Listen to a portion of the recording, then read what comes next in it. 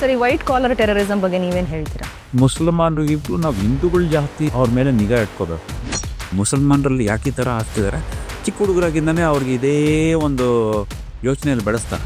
ಟೆರರಿಸ್ಟ್ನ ಯಾವನ್ನ ಸಾಯಿಸ್ಬೋದಾಗಿತ್ತು, ಇನ್ನೊಂದು 50 ಜನ ಸತ್ತಿರ್ತಾರ. ಎಸ್, ದೇಶಕ್ಕೋಸ್ಕರ ಇಷ್ಟಾದರೂ ಮಾಡೋಕ್ಕಾಗಲ್ವಾ? ಟೆರರಿಸಮ್ಗೆ ಯಾವೊಂದು ಅಡಕ್ಷಣೆಗಳಿಲ್ಲ, ಯಾರನ್ನ ಬೇಕಾದ್ರೂ ಉಪಯೋಗಿಸ್ಬೇಕು.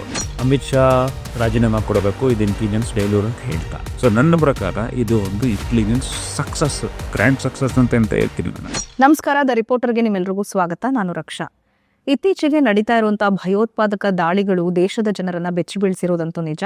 ಅದರಲ್ಲೂ ಈ ವೈಟ್ ಕಾಲರ್ ಟೆರರಿಸಂ ಅಂತ ನಾವೇನ್ ಕರಿತೀವಿ, ಸೊ ಈ ಒಂದು ವಿಚಾರ ಕೂಡ ಸಾಕಷ್ಟು ಚರ್ಚೆಯಲ್ಲಿದೆ ಇವತ್ತು ನಮ್ಮ ದೇಶದಲ್ಲಿ.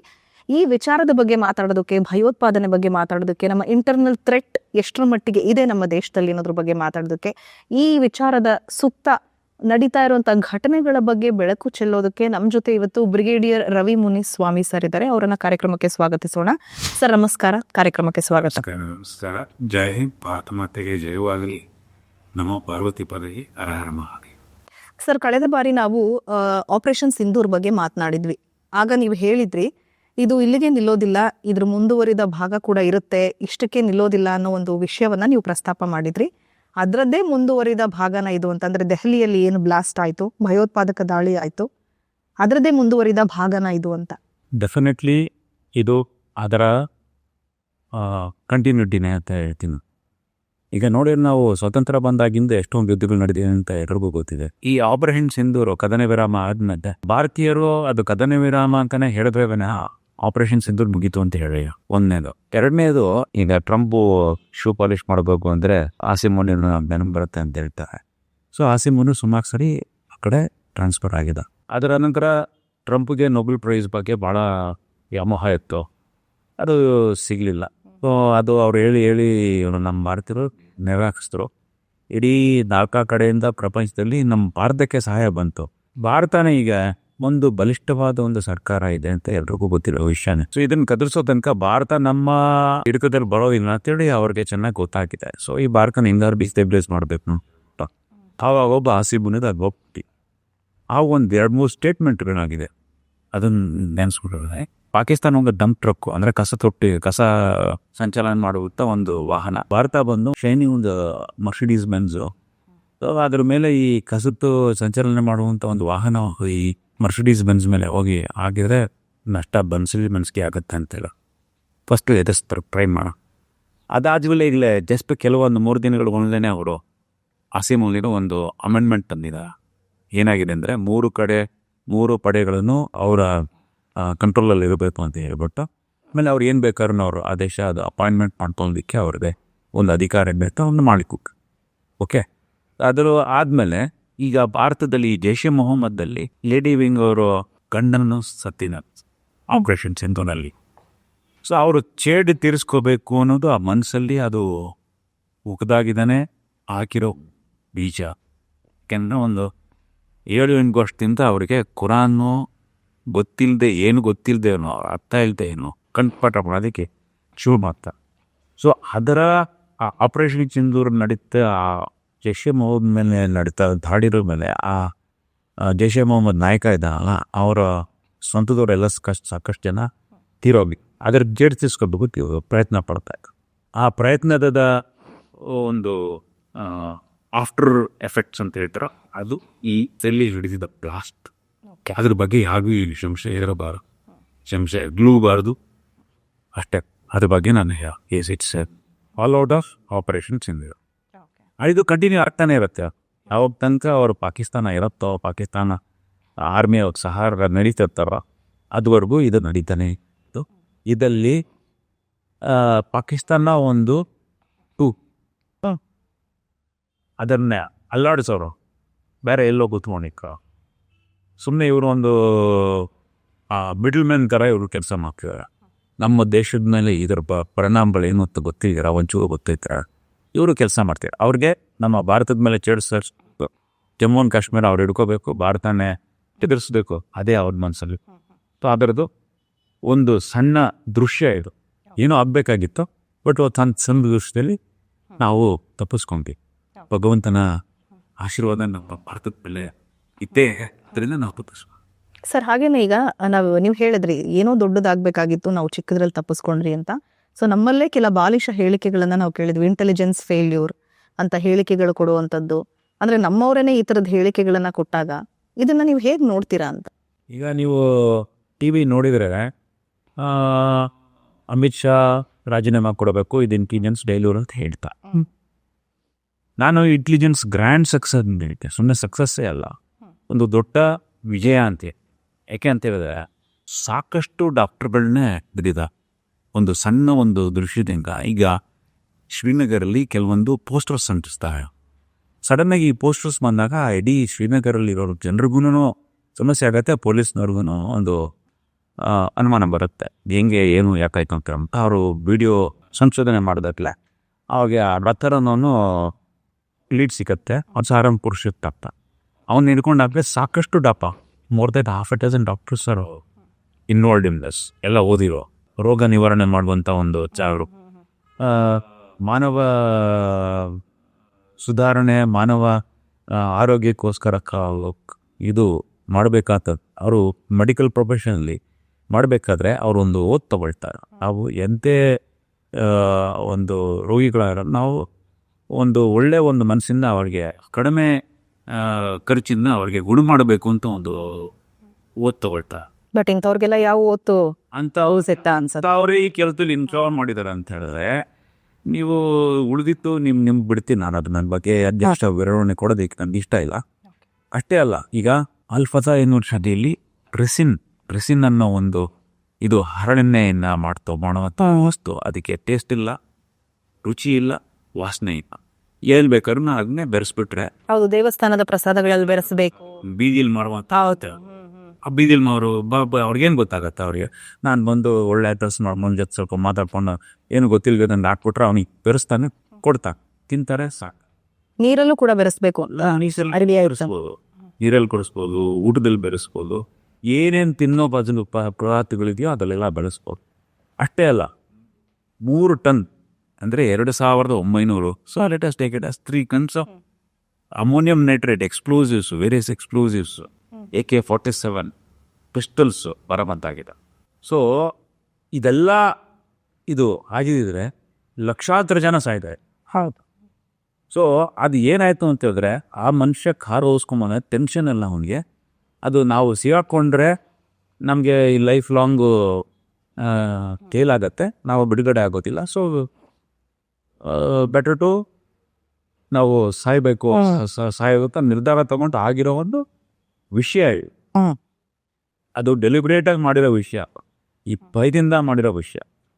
ಆಮೇಲೆ ಇಸ್ಲಾಮಲ್ಲಿ ಇನ್ನೊಂದು ವಿಷಯ ಇದೆ, ಅವ್ರ ಪ್ರಾಣದಲ್ಲಿ ಇರುವಾಗ ನಡೆಯೋ ಘಟನೆ ಅಲ್ಲ, ಅವ್ರ ಪ್ರಾಣ ಸತ್ತ ಮೇಲೇ ಅವ್ರಿಗೆ ಹೌದು 72 ಊರ್ಸ್ ಅಂದರೆ 72 ಊರ್ಸು ನಿಮ್ಗೆ ಅವರು ಹಂಗೆ ಹೋದ್ರೆ ನಮ್ಗೆ ಅದು ಇನ್ನೂ ನಮಗೆ ಜಾಸ್ತಿ ಅನುಭವಿಸ್ಬೋದು ಅನ್ನೋ ಒಂದು ಯೋಚನೆಯಿಂದ ಅವ್ರ ಕೆಲಸ ಮಾಡ್ತಾರೆ. ಸೊ ಅವರು ತಲೆಯಲ್ಲಿ ಈ ಥರ ಬಿತ್ತನೆ ಮಾಡ್ತಿದ್ದಾವ ಮುಲ್ಲಾಗಳು, ಈ ಮದರಸಾರು. ಸೊ ಏನೋ ಒಂದು ದೊಡ್ಡ ಜುಗರ್ನಾಥ್ ಅಂತ ಹೇಳ್ತಾರೆ, ಪ್ರಭಾವ ಆಗ್ತಿರೋದು ಒಂದು ಸಣ್ಣ ಬೋರ್ ಗೀಚಲ್ಲಿ ಹೋಯ್ತು ಅಂತ ನಾವು ಅನ್ಕೋಬೋದು.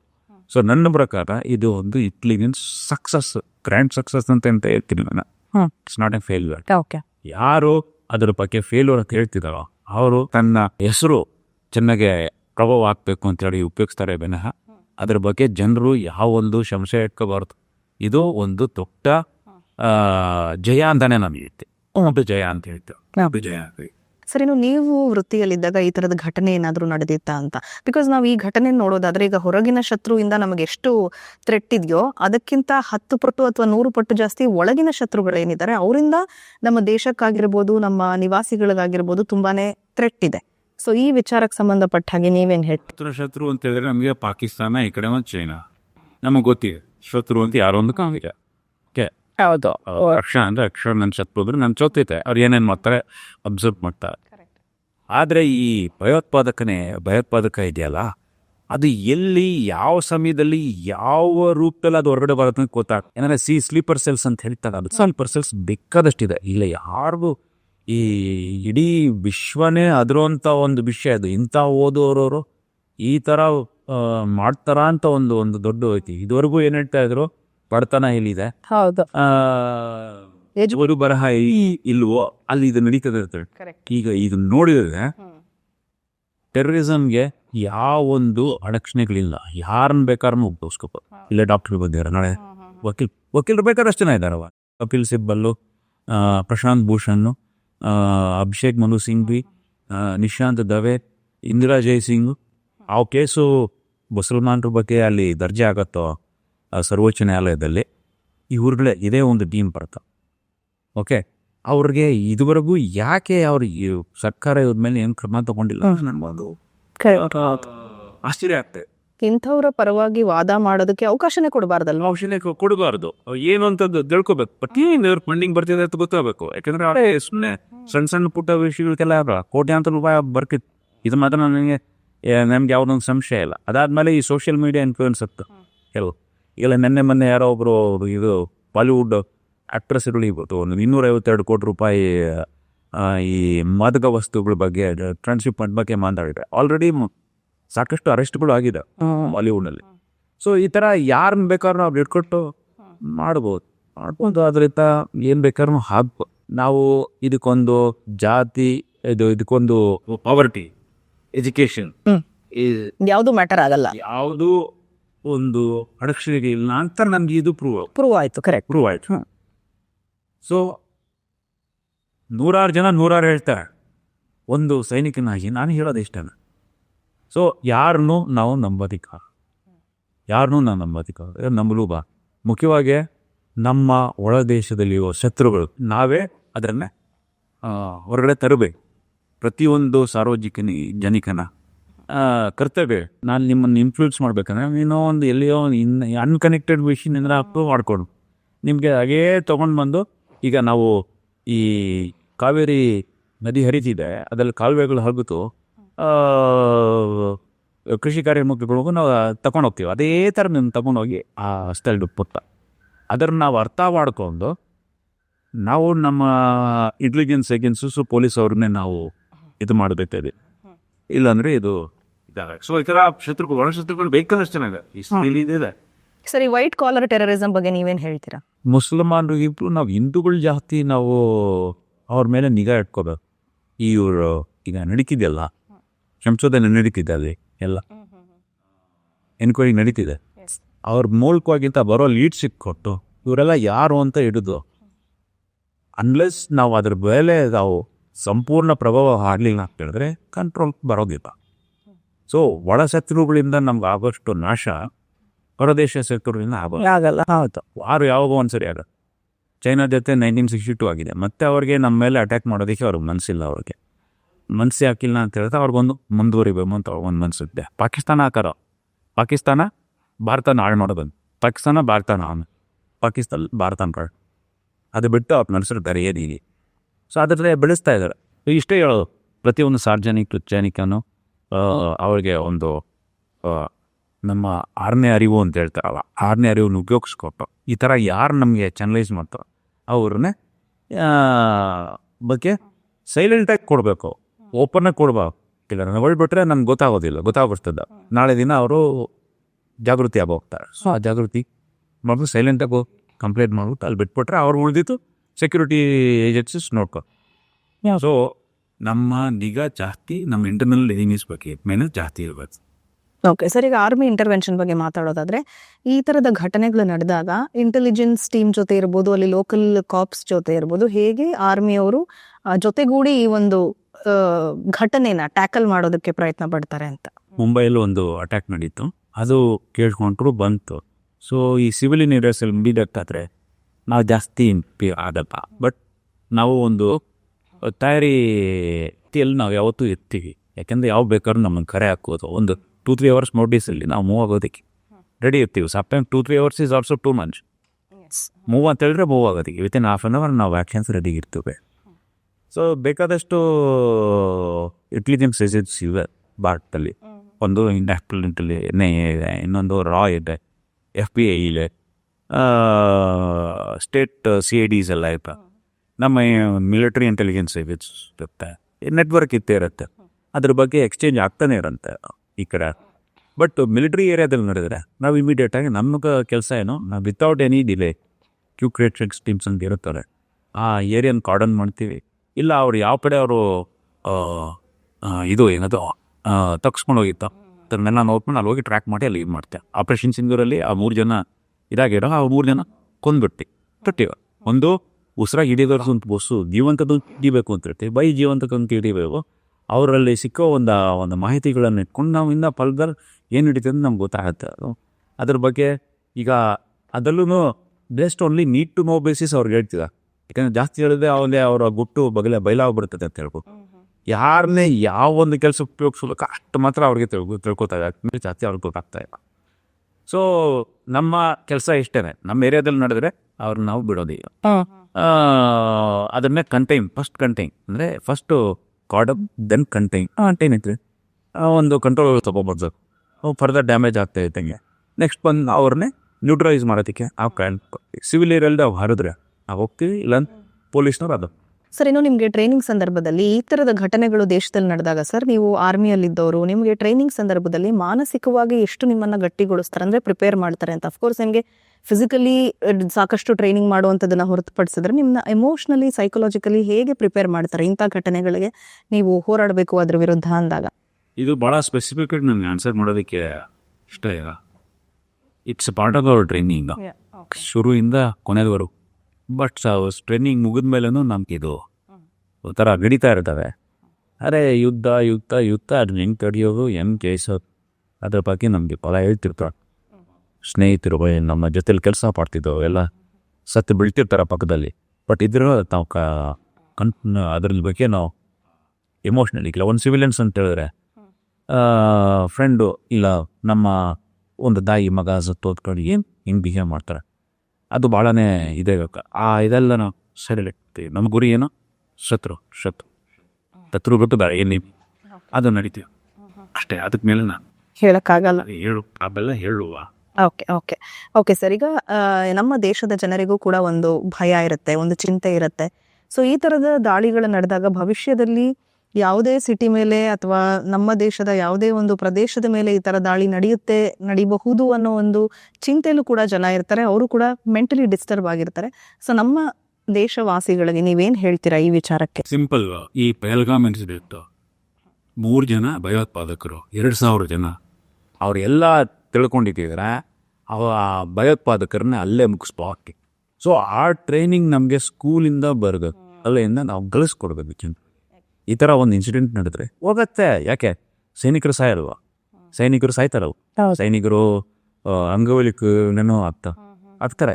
ಸೊ ಆ ಒಂದು ತರಬೇತಿ ಮಕ್ಕಳಿಗೆ ಎಕ್ಸ್ಪೋಷರು ಶಾಲೆಯಿಂದನೇ ಕಲಿಸ್ಬೇಕು. ಈಗ ಇವರು ಮುಸಲ್ಮಾನರಲ್ಲಿ ಯಾಕೆ ಈ ಥರ ಆಗ್ತಿದ್ದಾರೆ, ಚಿಕ್ಕ ಹುಡುಗರಾಗಿಂದನೇ ಅವ್ರಿಗೆ ಇದೇ ಒಂದು ಯೋಚನೆಯಲ್ಲಿ ಬೆಳೆಸ್ತಾ. ನಾವು ಈಗ LTT ಈಸ್ ಅನದರ್ ಎಕ್ಸಾಂಪಲ್. ಅವ್ರನ್ನು ಇದೇ ಥರ ಬೆಳೆಸ್ಬೋದು. ಪ್ರಪಂಚದಲ್ಲಿರೋ ಎಲ್ಲ ಭಯೋತ್ಪಾದಕರನ್ನು ಇದೇ ಥರನೇ ಭಾಳ ಚಿಕ್ಕ ವಯಸ್ಸಲ್ಲೇ ಸೃಷ್ಟಿ ಮಾಡ್ತಾ. ಅದೇ ಥರ ನಾವು ಇದನ್ನು ಕೌಂಟರ್ ಮಾಡಲಿಕ್ಕೆ ಏನು ಮಾಡಬೇಕು ಅಂತ ನಮ್ಮ ಮಕ್ಕಳಿಗೆ ಹೇಳ್ಕೊಟ್ಬಿಟ್ಟು ಶಾಲೆಯಲ್ಲಿ ಒಂದು ಸಬ್ಜೆಕ್ಟಾಗಿ 4-5 ವರ್ಷ ಇದು ಮಾಡ್ತು ಅಂದರೆ ಅವ್ರು ಕಂಟ್ರೋಲ್ ಮಾಡೋಕ್ಕೆ ಬರುತ್ತೆ. ಇಲ್ಲಾಂದರೆ ಆ 3 ಜನ ಟೆರರಿಸ್ಟ್ ಯಾವಾಗನ ಸಾಯಿಸ್ಬೋದಾಗಿತ್ತು. ನಮ್ಮ 2,000 ಜನ 3 ಜನ ಹಿಟ್ಟಾಗುತ್ತೆ, ಇನ್ನೊಂದು 20-29 ಜನ, ಇನ್ನೊಂದು 50 ಜನ ಸತ್ತಿರ್ತಾರ. ಎಸ್, ದೇಶಕ್ಕೋಸ್ಕರ ಇಷ್ಟಾದರೂ ಮಾಡೋಕ್ಕಾಗಲ್ವಾ? ಸೈನಿಕರು 30,000 ಜನಕ್ಕೆ ಮೇಲೆ ಸತ್ತಿದ್ದಾರೆ. ದೇಶಕ್ಕೋಸ್ಕರ ಇಷ್ಟು ಜನ ಸಾಯ್ತದಲ್ವಾ? ಯಾಕೆ ಓಡೋಗ್ಬೇಕು, ತಪ್ಪಿಸ್ಕೊಂಡು ಓಡೋಗ್ಬೇಕು? ನಾವು ಅದನ್ನ ಎದು ನಿಂತ್ಕೊಂಡು ಮಾಡೋಕ್ಕಂದ್ರೆ ಈಗಲೇ ಮುಂಬೈ ಇನ್ಸಿಡೆಂಟ್ ತುಕಾರಾಮ್ ಮೊಮ್ಲೆ ಮಾಜಿ ಸೈನಿಕ ಹೋಗಿ ಅವನು ಹಿಡ್ಕೊಂಡಿಲ್ಲ ಅಂತ ಹೇಳಿದ್ರೆ ಹಿಂದೂ ಭಯೋತ್ಪಾದಕ ಅಂತ ಒಂದು ಸೃಷ್ಟಿ ಮಾಡುತ್ತೆ ಸರ್ಕಾರ ಸೃಷ್ಟಿ ಮಾಡುತ್ತೆ. ಸೊ ಆ ಥರ ಯಾಕೆ ನಾವು ಉಳಿದವ್ರು ಮಾಡೋಕ್ಕಾಗಲ್ಲ? ನಾವು ಒಂದಾನೊಂದು ಕಾಲದಲ್ಲಿ ಸೈನಿಕರಲ್ಲ, ಹುಟ್ಟದ ಸೈನಿಕರಲ್ಲ, ನಾವು ಟ್ರೈನ್ಡ್ ಸೈನಿಕರು. ನಿಮ್ಮ ಥರ ಸಾಮಾನ್ಯ ಸಾರ್ವಜನಿಕರಾಗಿದ್ದವರು ಈಗಲೇ ಟ್ರೈನ್ ಆಗಿ ನಾವು ಸೈನಿಕರಾಗಿ. ಸೊ ಇಡೀ ಭಾರತನೂ ಅದೇ ಸೈನಿಕರಾಗಿ ಮಾಡ್ಬೋದು ನನ್ನ ಮನಸ್ಸಲ್ಲಿ. ಸೊ ಅದನ್ನು ನಾವು ಚಿಕ್ಕ ವಯಸ್ಸಿಂದ ನಾವು ಬೆಳೆಸ್ಕೊಂಡು ಶಾಲೆಗಳಲ್ಲಿ ಈ ಒಂದು ವಿದ್ಯಾಭ್ಯಾಸ ಕೊಡಲೇಬೇಕು. ಡೆಫಿನೆಟ್ಲಿ ಅದನ್ನ ಬೆಳೆಸಲೇಬೇಕು, ಮಾಡಲೇಬೇಕು. ಮಾಡಿದ್ರೆ ಅದೊಂದು ಮಟ್ಟಕ್ಕೆ ಬರುತ್ತೆ. ಓಕೆ, ಬಹಳ ಒಳ್ಳೆ ವಿಚಾರ ಹೇಳಿದ್ರಿ ಸರ್. ಕೊನೆಯದಾಗಿ ನಮ್ಮ ವೀಕ್ಷಕರಿಗೆ ಈ ಒಂದು ಭಯೋತ್ಪಾದನೆಗೆ ಸಂಬಂಧಪಟ್ಟ ಹಾಗೆ ನೀವು ಏನು ಹೇಳಕ್ಕೆ ಇಷ್ಟಪಡ್ತೀರಾ? ಈ ವೈಟ್ ಕಾಲರ್ ಟೆರರಿಸಮ್ ಆಗಿರಬಹುದು, ಮುಂದಿನ ದಿನಗಳಲ್ಲೂ ಕೂಡ ದೇಶಕ್ಕೆ ಥ್ರೆಟ್ ಇದೆ. ಸೊ ಯಾವ ರೀತಿ ಸಾರ್ವಜನಿಕರು ಇದನ್ನ ತಗೋಬೇಕು ಅಂತ ಹೇಳ್ತೀರಾ? ಈಗ ಭಯೋತ್ಪಾದನೆ ಅನ್ನೋದು ಅದು ಒಂದು ರೂಪಾಯಿ, ಒಂದು ಕ್ವಾಲಿಫಿಕೇಶನ್, ಒಂದು ಅವರ ಆರ್ಥಿಕ ಸ್ಥಿತಿ ಯಾವ ರೂಪದಲ್ಲಾದರೂ ಬರ್ಬೋದು. ಎಲ್ರೂ ಅವ್ರು ಏನು ಮಾತಾಡ್ತಾರೆ ಯಾವ ದಶೆಯಲ್ಲಿ ನಿಮ್ಗೆ ಕರ್ಕೊಂಡು ಹೋಗ್ತಾರೆ ಅಂತ ಒಂದು ಸ್ವಲ್ಪ ಗಮನವಾಗಿ ಕೇಳಿಕೊಂಡು ನಿಮ್ಮ ಮನೆಯಲ್ಲಿ ತಂದೆ ತಾಯಿಗಳು, ಶಾಲೆಯವರು, ನಿಮ್ಗೆ ಗುರುಗಳೆಲ್ಲ ಇರ್ತಾರೆ, ಅವ್ರ ಜೊತೆ ಸ್ವಲ್ಪ ಡಿಸ್ಕಸ್ ಮಾಡಿದ್ರೆ ಸ್ಪಷ್ಟೀಕರಣ ಬರುತ್ತೆ, ಅದನ್ನು ತಪ್ಪಿಸ್ಕೋಬೋದು. ದೇಶದ ಪ್ರಗತಿಗೆ ಇದು ಯಾವತ್ತೂ ಭಾಳನೇ ಒಂದು ವಿಷವಂತವಾದ ಒಂದು ವಿಷಯ. ಸೊ ಅದರಿಂದ ತಪ್ಪಿಸ್ಕೊಳ್ಳೋದು ಮಾತ್ರ ಅಲ್ಲ, ಅಂಥವ್ರನ್ನೇ ಕಾನೂನು ರೀತಿಯಲ್ಲಿ ಒಂದು ಕ್ರಮ ತಗೊಳ್ಳೋದಕ್ಕೆ ನೀವೂ ಸಹಾಯ ಮಾಡ್ಕೊ, ಪ್ರತಿಯೊಂದು ಭಾರತೀಯನೂ ಸಹಾಯ ಮಾಡ್ಬೋದು. ಅಷ್ಟೇ ನನ್ನ ವಿಚಾರ, ಅಷ್ಟೇ ನನ್ನ ಜನರಿಗೂ. Okay sir, thank you so much. ಈ ಒಂದು ಚರ್ಚೆಯಲ್ಲಿ ನೀವು ಭಾಗವಹಿಸಿದ್ದಕ್ಕಾಗಿ ಧನ್ಯವಾದಗಳು ನಿಮಗೆ. ಎಲ್ರಿಗೂ ನಮಸ್ಕಾರ. ಜೈ ಹಿಂದ್. ಬಾತ್ ಮಾತಿಗೆ ಎಂದೆಂದಿಗೂ ಜೈ. ನೋಡಿದ್ರಲ್ಲ, ನಮ್ಮ ಮುಂದಿನ ಎಪಿಸೋಡ್ನಲ್ಲಿ ಮತ್ತೊಬ್ಬರು ವಿಶೇಷ ಅತಿಥಿ ದಿ ರಿಪೋರ್ಟರ್ನಲ್ಲಿರ್ತಾರೆ. ಅಲ್ಲಿವರೆಗೂ ನಮಸ್ಕಾರ.